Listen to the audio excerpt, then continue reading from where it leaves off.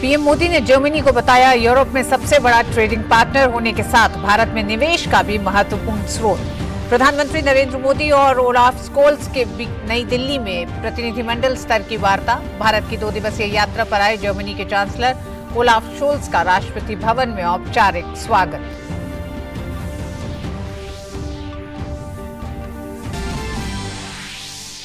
प्रधानमंत्री नरेंद्र मोदी ने कौशल और शिक्षा के माध्यम से युवा शक्ति को आगे बढ़ाने पर आयोजित बजट उपरांत वेबिनार में वीडियो संदेश दिया।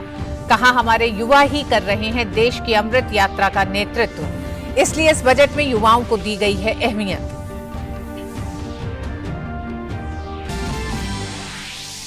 प्रधानमंत्री नरेंद्र मोदी दिल्ली के तालकटोरा स्टेडियम में आज शाम बरिसु कन्नड़ दिम दिमावा सांस्कृतिक उत्सव का करेंगे उद्घाटन। प्रधानमंत्री कार्यक्रम को संबोधित भी करेंगे।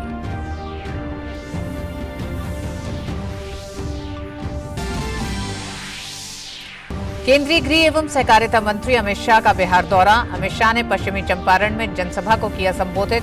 कहा, बिहार में अपराध फिर से चरम पर। अमित शाह पटना में स्वामी सहजानंद सरस्वती जी की जयंती पर आयोजित किसान मजदूर समागम में भी करेंगे शिरकत। छत्तीसगढ़ के सुकमा में नक्सलियों और सुरक्षा बलों के बीच मुठभेड़ में डीआरजी के 3 अधिकारी शहीद और 2 जवान घायल। छत्तीसगढ़ के मुख्यमंत्री भूपेश बघेल ने जवानों की शहादत पर जताया गहरा शोक।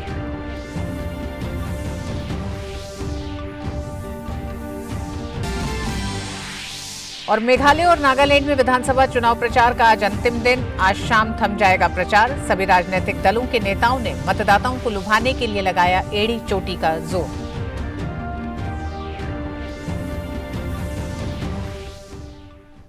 नमस्कार, डीडी न्यूज में आप सभी का स्वागत है। मैं हूं ऋतु वर्मा। खबरों को विस्तार से देखते हैं। भारत की 2 दिवसीय राजकीय यात्रा पर आए जर्मनी के चांसलर ओलाफ शोल्स का आज राष्ट्रपति भवन में औपचारिक स्वागत किया गया। इस दौरान ओलाफ शोल्स को गार्ड ऑफ ऑनर भी दिया गया। भारत और जर्मनी की साझेदारी साझा मूल्यों, विश्वास और आपसी समझ पर आधारित है। बढ़ते निवेश, मजबूत व्यापारिक संबंधों और हरित व सतत विकास के क्षेत्र में सहयोग के कारण दोनों देशों के संबंध प्रगाढ़ हुए हैं। बहुपक्षीय और अंतर्राष्ट्रीय मंचों पे भी भारत और जर्मनी के बीच सहयोग बढ़ा है।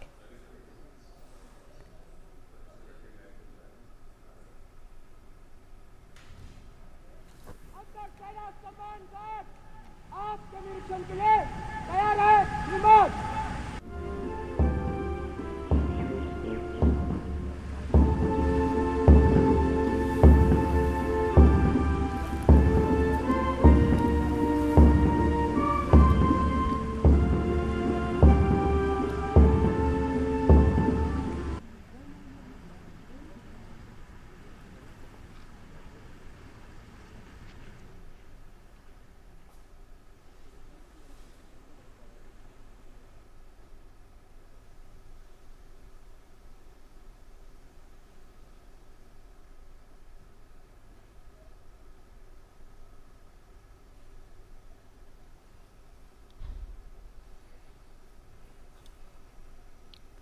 भारत के दौरे पर आए जर्मन चांसलर ओलाफ शोल्स ने प्रधानमंत्री नरेंद्र मोदी से नई दिल्ली स्थित हैदराबाद हाउस में मुलाकात की।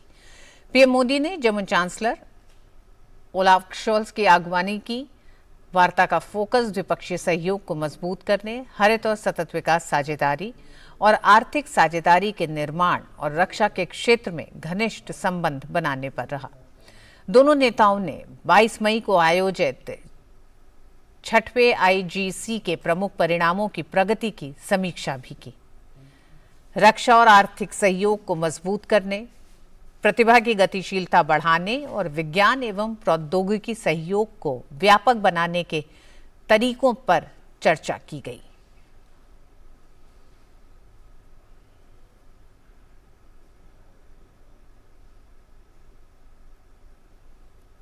प्रधानमंत्री नरेंद्र मोदी ने जर्मन चांसलर ओलाफ शोल्स के साथ साझा प्रेस वार्ता के दौरान दोनों देशों के बीच सांस्कृतिक और आर्थिक आदान प्रदान को लंबा इतिहास बताया। उन्होंने कहा कि विश्व की 2 बड़ी लोकतांत्रिक अर्थव्यवस्थाओं के बीच बढ़ता सहयोग दोनों देशों की जनता के लिए लाभकारी तो है ही, आज के तनावग्रस्त विश्व में इससे एक सकारात्मक संदेश भी जाता है। भारत और जर्मनी के मजबूत संबंध साझा लोकतांत्रिक मूल्यों और एक दूसरे के हितों की डीप अंडरस्टैंडिंग पर आधारित है। दोनों देशों के बीच सांस्कृतिक एवं आर्थिक आदान प्रदान का भी लंबा इतिहास रहा है। विश्व की दो बड़ी लोकतांत्रिक अर्थव्यवस्थाओं के बीच बढ़ता सहयोग दोनों देशों की जनता के लिए तो लाभकारी है ही, आज के तनावग्रस्त विश्व में इससे एक सकारात्मक संदेश भी जाता है। पीएम मोदी ने कहा कि जर्मनी यूरोप में भारत का सबसे बड़ा ट्रेडिंग पार्टनर होने के साथ भारत में निवेश का भी महत्वपूर्ण स्रोत है। आज मेक इन इंडिया और आत्मनिर्भर भारत अभियान की वजह से भारत में सभी सेक्टर्स में नए अवसर खुल रहे हैं। जर्मनी यूरोप में हमारा सबसे बड़ा ट्रेडिंग पार्टनर होने के साथ भारत में निवेश का भी महत्वपूर्ण स्रोत है। आज मेक इन इंडिया और आत्मनिर्भर भारत अभियान की वजह से भारत में सभी सेक्टर्स में नए अवसर खुल रहे हैं। इन अवसरों के प्रति जर्मनी की रुचि से हम उत्साहित हैं। चांसलर शोल्ज के साथ आज आया हुआ बिजनेस डेलीगेशन और भारतीय बिजनेस लीडर्स के बीच एक सफल बैठक हुई और कुछ अच्छे एग्रीमेंट भी, बड़े महत्वपूर्ण एग्रीमेंट भी हुए। Digital transformation, fintech, IT, telecom और सप्लाई चेन्स के डाइवर्सिफिकेशन जैसे विषयों पर हमें दोनों देशों के प्रमुख इंडस्ट्री लीडर्स के उपयोगी विचार और सुझाव भी सुनने को मिले। पीएम मोदी ने कहा कि कोविड और यूक्रेन युद्ध के प्रभाव पूरे विश्व पर पड़े हैं। उन्होंने कहा कि इन समस्याओं का समाधान साझा प्रयासों से संभव है। कोविड महामारी और यूक्रेन संघर्ष के प्रभाव पूरे विश्व पर पड़े हैं। विकासशील देशों पर इनका विशेष रूप से नकारात्मक प्रभाव रहा है। हमने इस बारे में अपनी साझा चिंता व्यक्त की। हम सहमत हैं कि इन समस्याओं का समाधान संयुक्त प्रयासों से ही संभव है। भारत की G20 की अध्यक्षता में भी हम इस बात पर बल दे रहे हैं। यूक्रेन के घटनाक्रम के शुरुआत से ही भारत ने डायलॉग और डिप्लोमेसी के माध्यम से इस विवाद को सुलझाने पर जोर दिया है। भारत किसी भी शांति प्रक्रिया में योगदान देने के लिए तैयार है। जर्मन चांसलर ओलाफ शोल्ज ने कहा कि भारत ने काफी तरक्की की है और ये दोनों देशों के बीच संबंधों के लिए बहुत अच्छा है। जर्मन चांसलर ने मोबिलिटी के क्षेत्र में हुए समझौते को काफी महत्वपूर्ण बताया। This has become a topic on the international agenda and we want to work together to make real progress. I'm happy to say that the cooperation has been good in these areas, but I would highlight one area in particular, and that is the agreement on migration and mobility. It's still a fairly young agreement, but it has already been very active and has had many consequences. Many skilled workers, qualified personnel from India have seized the opportunity. It's in a way a model agreement, a front runner for what can be achieved at the global level. We take pride in having reached that agreement with India.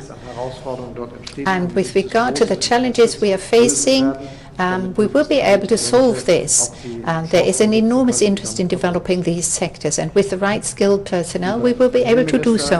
Prime Minister, dear Narendra Modi, I'm very grateful to you for the excellent cooperation, for the friendship between both our countries, for the friendship between you and I, and for the many good talks and exchanges we've had. It is a wonderful feeling to be here today. German chancellor Olaf Scholz राष्ट्रपिता महात्मा गांधी की समाधि स्थल राजघाट भी गए और अपने श्रद्धा सुमन अर्पित किए।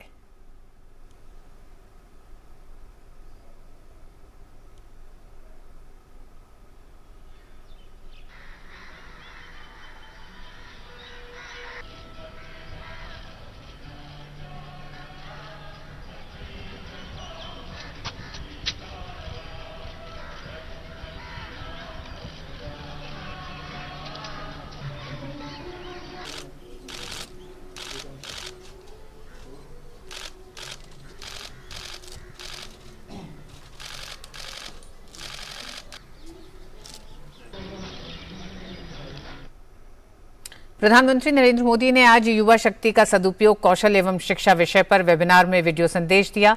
ये वेबिनार सरकार द्वारा आयोजित किए जा रहे 12 पोस्ट बजट वेबिनार की श्रृंखला का हिस्सा है।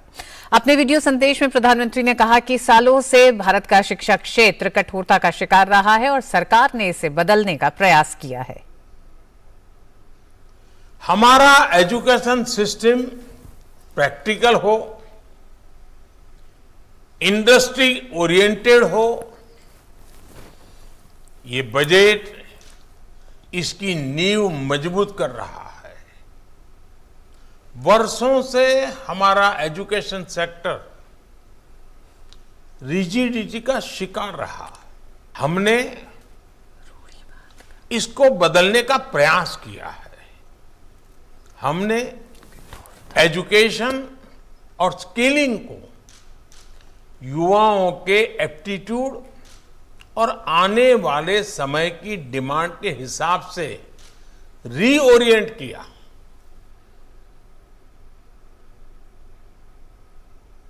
पीएम ने कौशल और शिक्षा से जुड़े साझेदारों से आने वाले विभिन्न क्षेत्रों में अवसरों पर अध्ययन करने का आग्रह किया। उन्होंने कहा कि इससे कार्यबल तैयार करने में मदद मिलेगी। बजट में जो निर्णय लिए गए हैं उनसे हमारी होल ऑफ गवर्नमेंट अप्रोच भी स्पष्ट होती है। हमारे लिए एजुकेशन और स्किलिंग सिर्फ इनसे जुड़े मंत्रालय या विभाग तक सीमित नहीं है। हर सेक्टर में इनके लिए संभावनाएं हैं।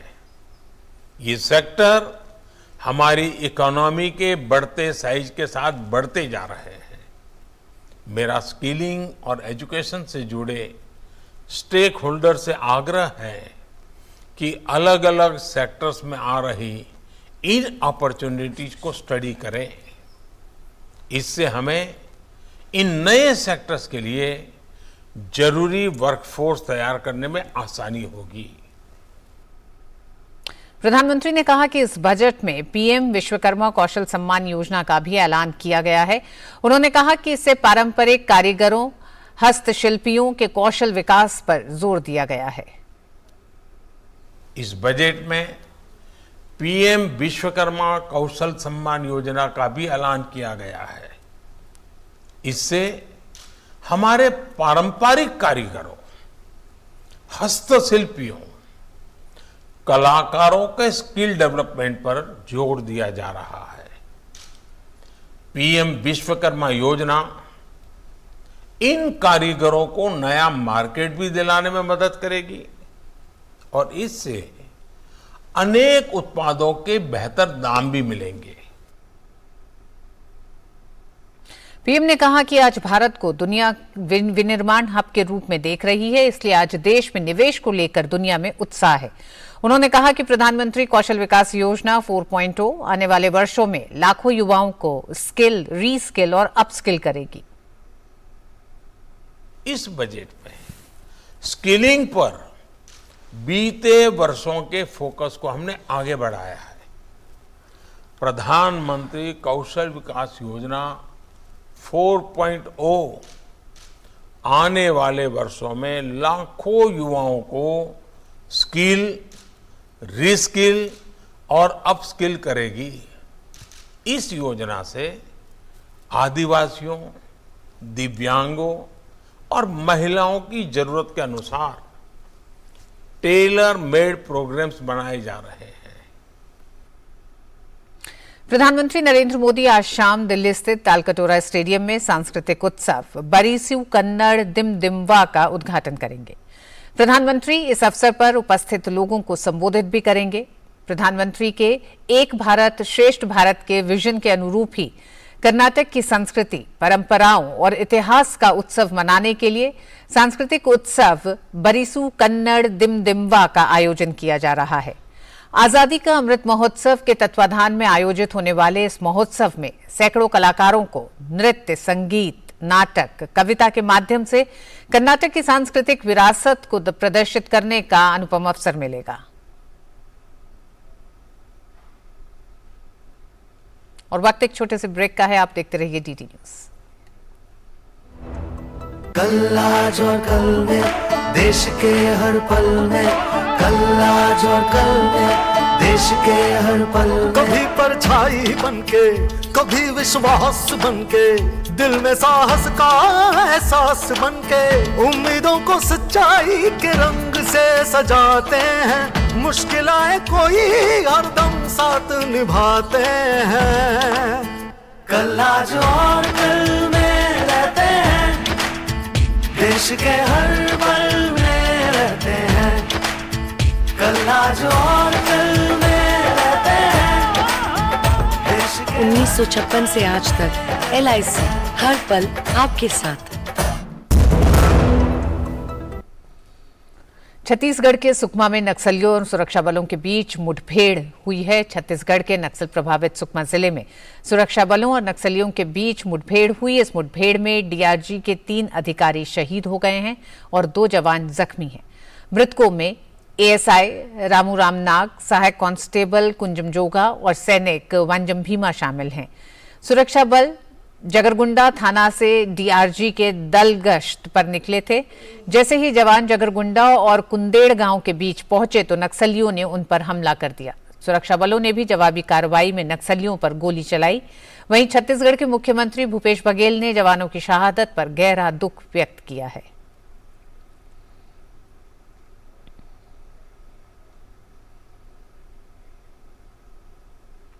केंद्रीय गृह मंत्री अमित शाह बिहार के पश्चिमी चंपारण में एक सार्वजनिक रैली को संबोधित किया। अमित शाह ने कहा कि बिहार में अपराध फिर से चरम पर रहा है।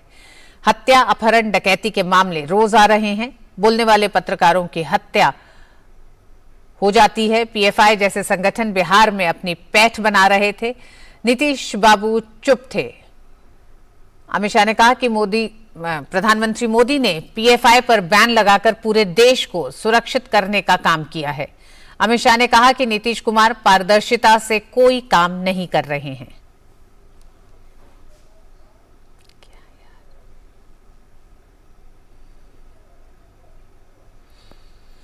उत्तर प्रदेश के प्रयागराज के बहुचर्चित राजूपाल हत्याकांड के मुख्य गवाह उमेश पाल और उसके सुरक्षाकर्मी की हत्या मामले में आज विधानसभा में जमकर हंगामा हुआ। मुख्यमंत्री योगी आदित्यनाथ ने कहा कि जो भी अपराधी है उन्हें हम मिट्टी में मिला देंगे। माफिया कोई भी हो, सरकार की 0 टॉलरेंस की नीति है और उन माफियाओं के खिलाफ मिट्टी में मिलाने का कार्य उनको हमारी सरकार करेगी। पूरी मजबूती के साथ उनसे निपटने का कार्य करेगी, लेकिन चोरी और सीना चोरी दोनों नहीं कर सकता। वक्त एक छोटे से ब्रेक का।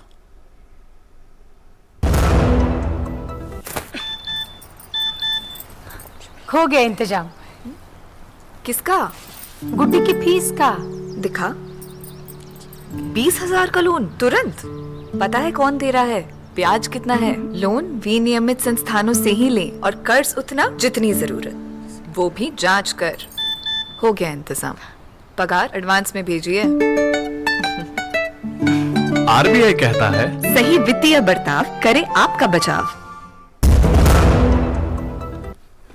और आइए अब देखते हैं पूर्वोत्तर के राज्यों में चल रही चुनावी गतिविधियों से जुड़ी खबरें।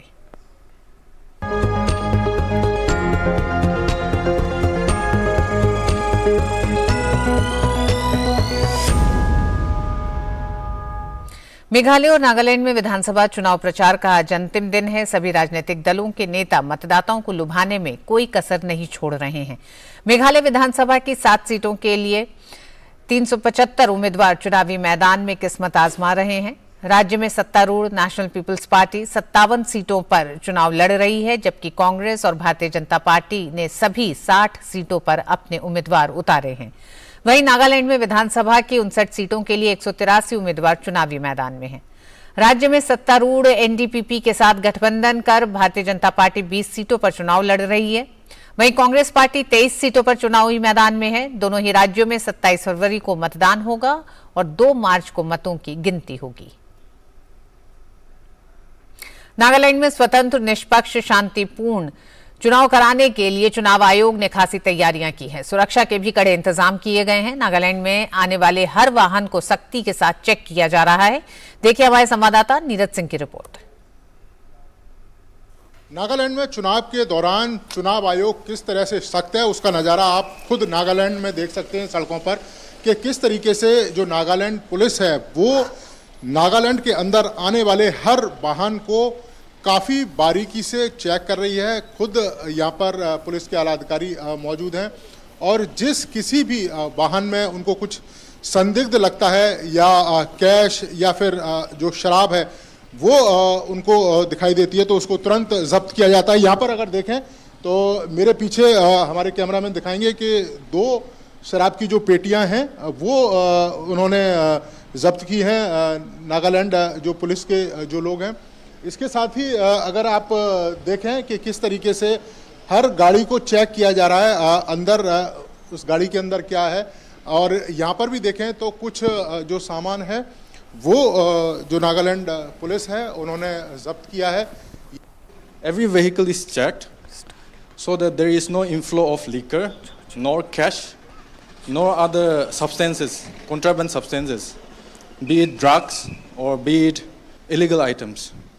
We are checking vehicles that is coming from the Dimapur side towards the other part of the district of Nagaland. So we are doing our best to make this election free and fair. चुनाव आयोग का साफ और सख्त दिशा निर्देश है कि चुनाव के दौरान किसी भी तरह की जो एक्टिविटी है जो चुनाव को प्रभावित कर सकती है वो नहीं होने दी जाएगी और उसके लिए सख्त से सख्त जो कदम हैं वो उठाए जाएंगे। हम आपको बता दें कि ये जो इलाका है वो दीमापुर से कोहिमा जाने वाली ये रोड है और यहाँ पर जो पुलिस है उसकी जो पिकेट है वो यहाँ पर लगाई गई है और जो पुलिस के अधिकारी हैं वो लगातार यहाँ पर चेक कर रहे हैं कि किसी वाहन में कोई ऐसी चीज़ ना चली जाए जो नागालैंड के चुनाव को प्रभावित कर सके। कैमरामैन सुमित के साथ नीरज सिंह, डीडी न्यूज़, नागालैंड। बेंगलुरु में G20 वित्त मंत्री और सेंट्रल बैंक के गवर्नरों की बैठक के इतर केंद्रीय वित्त मंत्री निर्मला सीतारमण ने IMF की MD क्रिस्टालिया जॉर्जिवा और वर्ल्ड बैंक के अध्यक्ष डेविड मलपास के साथ संयुक्त रूप से ऋण राउंड टेबल की सह अध्यक्षता की। गोलमेज सम्मेलन प्रमुख हितधारकों को ऋण पुनर्गठन की चुनौतियों को समझने और ऋण एजेंसियों को संबोधित करने का एक प्लेटफॉर्म है। वित्त मंत्री निर्मला सीतारमण ने आज के विविध लेनदार परिदृश्य को स्वीकार करने और चुनौतियों और उनसे निपटने के तरीकों पर एक आम सहमति बनाने की आवश्यकता को चिन्हित किया। केंद्रीय वित्त मंत्री ने G20 के माध्यम से कमजोर और कम प्रतिनिधित्व वाले कर्जदार देशों की आवाज सुनने का आह्वान किया।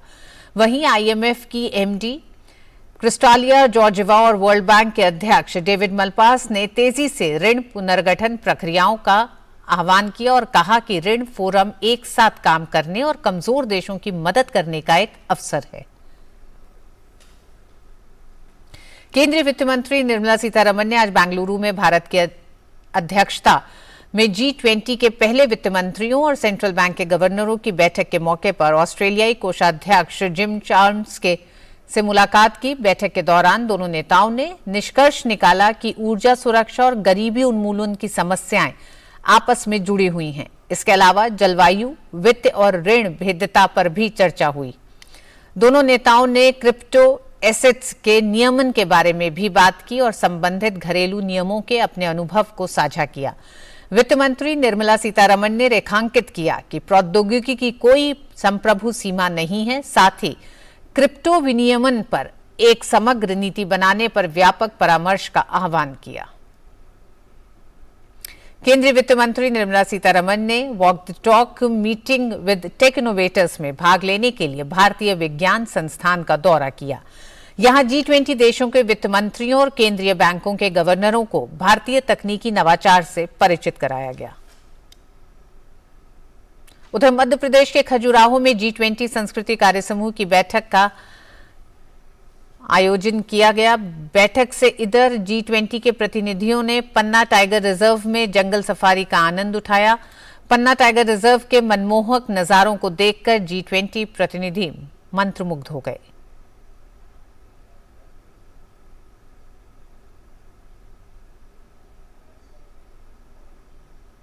We had a fantastic morning in the Patna Reserve. We saw the tiger 151, a tiger lady. She was very quiet and it was fantastic. It's the first time for me to see tiger, so thank you very much. I think the tiger was waiting for G20 delegates, so we were very lucky today. इस बीच आज G20 culture working group की बैठक का आखिरी दिन है। भारत के केंद्रीय राज्य मध्य प्रदेश के प्राचीन शहर खजुराहो में कल्चर वर्किंग ग्रुप की बैठक में भाग लेने वाले प्रतिनिधियों ने आज नमो चिल्ड्रन पार्क में पौधारोपण किया।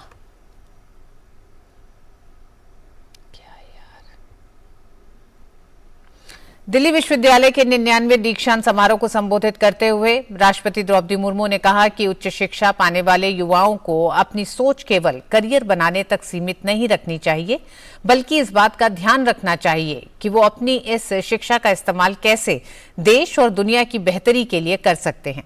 उन्होंने कहा कि दिल्ली विश्वविद्यालय का एक स्वर्णिम इतिहास रहा है और देश के दूसरे विश्वविद्यालयों के लिए ये एक मिसाल बन सकता है। इस साल दीक्षांत समारोह में 1.5 लाख से ज्यादा छात्र छात्राओं को डिग्री प्रदान की गई।